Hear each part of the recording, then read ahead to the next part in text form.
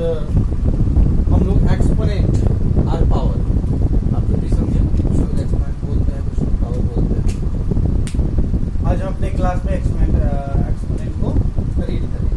आइए देखते हैं क्या होता है एक्सपोनेंट। हमें अक्सर लिखा हुआ मिल जाता है,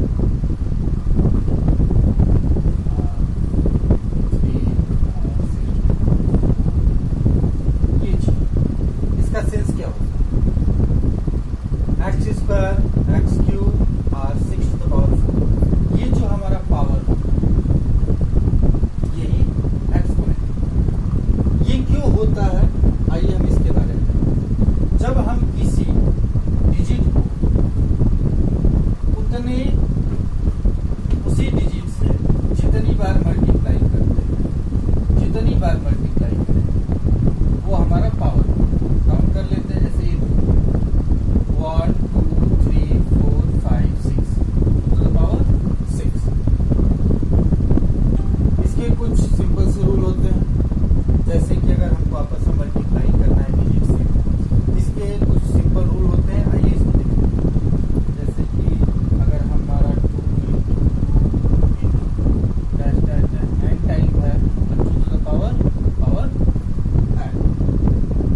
इसके कुछ बेसिक रूल हैं, इनके बारे में आज हम देखेंगे। जब हमारा डिजिट सेम लाइक 2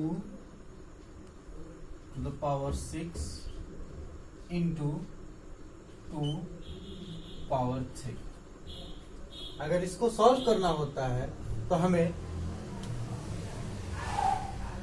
ऊपर के पावर को ऐड कर देते हैं, ये हमारा आंसर होता है।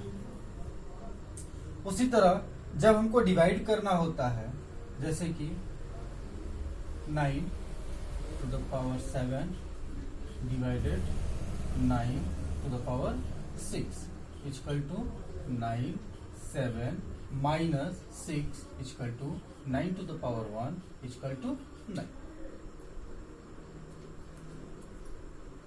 इन सब चीजों को हम कर तो सकते हैं, लेकिन इसको प्रूफ कैसे करेंगे? आइए इसको एक बार प्रूफ करके हम लोग देखते हैं।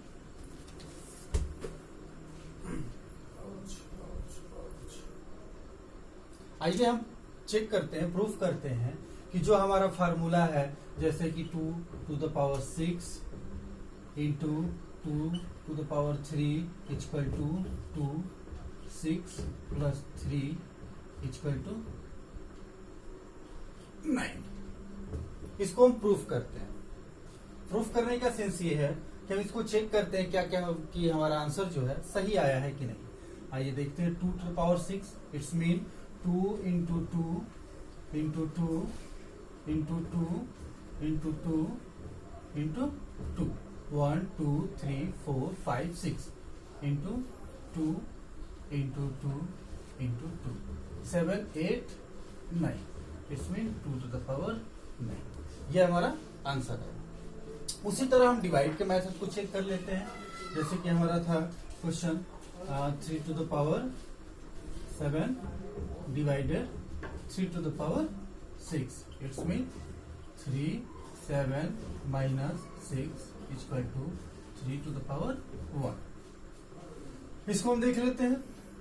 हम इसको 3 to the power 7 upon 3 to the power 6 भी लिख सकते हैं। It's mean 3 into 3 into 3 into 3 into 3 into 3 into 3।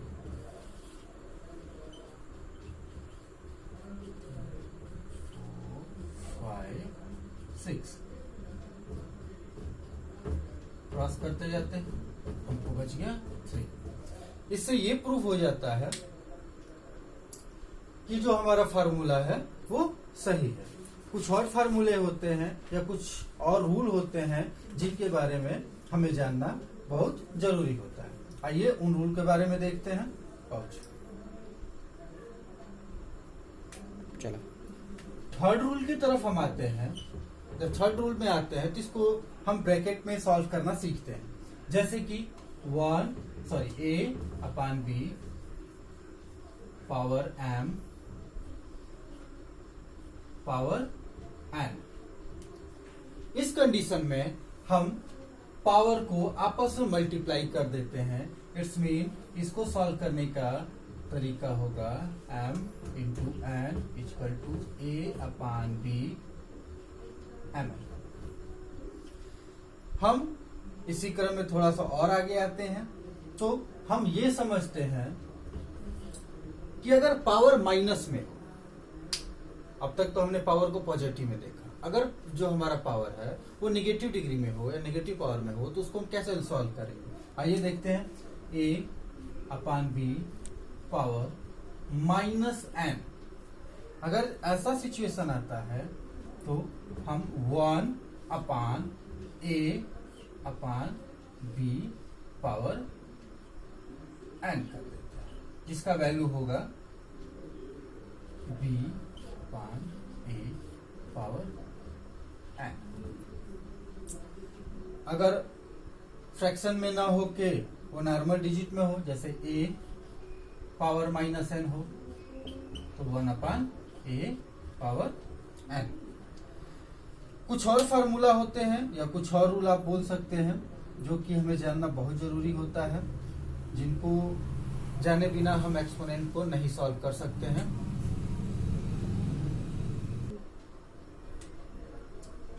हमारा फिफ्थ रूल होता है, अगर किसी भी नंबर का पावर 0, ध्यान से रहे, किसी भी डिजिट का अगर पावर 0 है, जैसे कि a टू द पावर 0, तो उसकी वैल्यू हमेशा 1 होगी। 1 के अलावा कोई दूसरा डिजिट नहीं हो सकता। अगर किसी का भी पावर 0 है तो क्या होगा, हमेशा 1 ही होगा। अभी मेरे पास क्लास 7th की RS अग्रवाल की बुक है, आइए इसको हम चेक करते हैं। एक्सरसाइज 5A, एक्सरसाइज 5A का क्वेश्चन नंबर फर्स्ट है, each right of the following in power notations. इसको हम चेक करते हैं। क्वेश्चन नंबर फर्स्ट दिया है 5/7 इंटू 5/7 इंटू 5/7 इंटू 5/7। काउंट कर लेते हैं 1 2 3 4। हमारा आंसर होगा 5/7 पावर 4। ब्रैकेट में लगाने का सेंस ये हो जाता है कि नोमिनेटर और डिनोमिनेटर दोनों का पावर 4 है। कुछ एक छोटी छोटी और चीजें हैं, हम और आगे बढ़ते हैं, उसको चेक करते हैं, देखते हैं।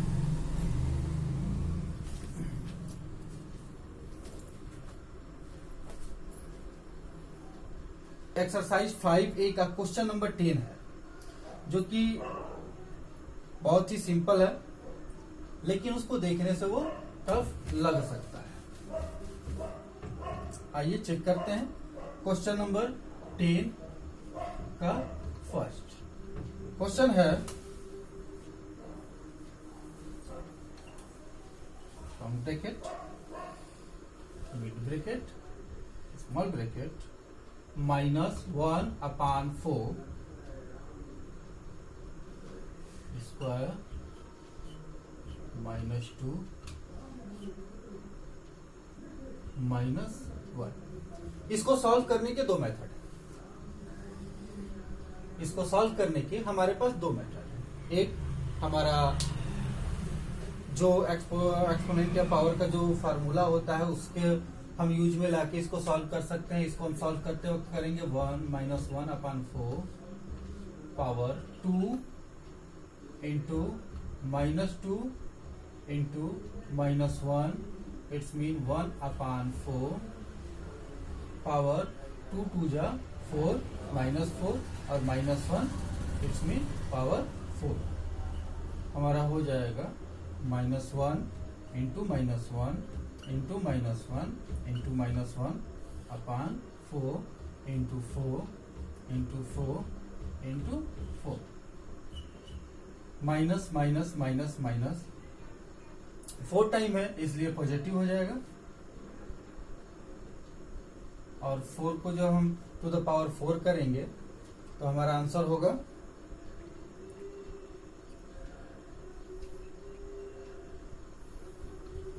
6 सॉल्व कर लेते हैं।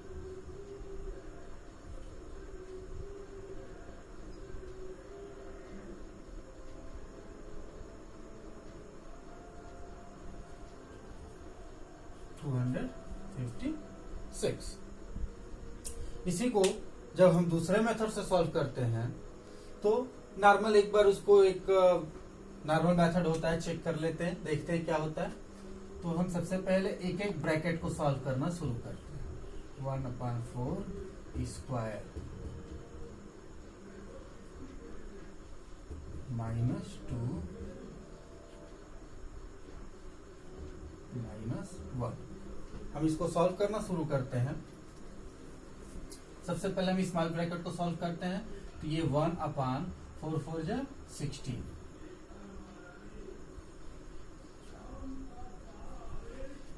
-2 -1। फिर हम करते हैं, जैसे ही -2 होगा ये 16 × 16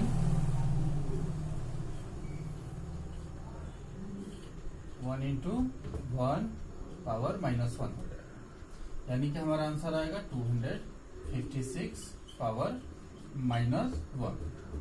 जैसे ही -1 से मल्टीप्लाई करेंगे ये हमारा फिर से 1/256 आ जाएगा।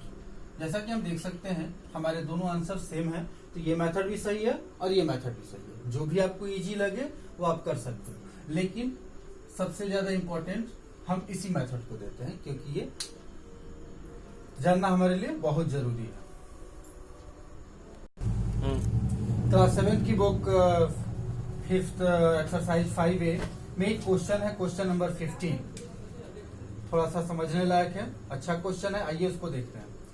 क्वेश्चन नंबर 15 है, simplify 3 to the power 5 into 10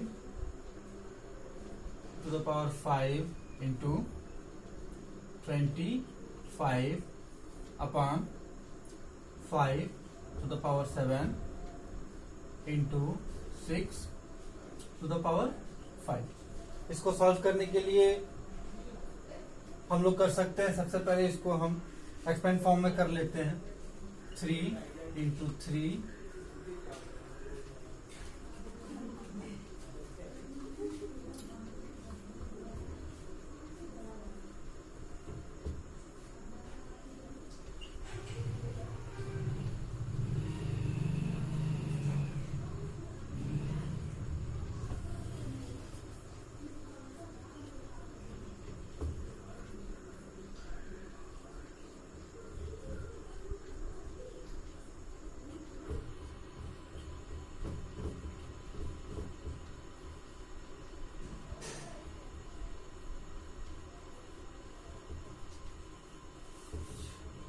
divide करते हैं।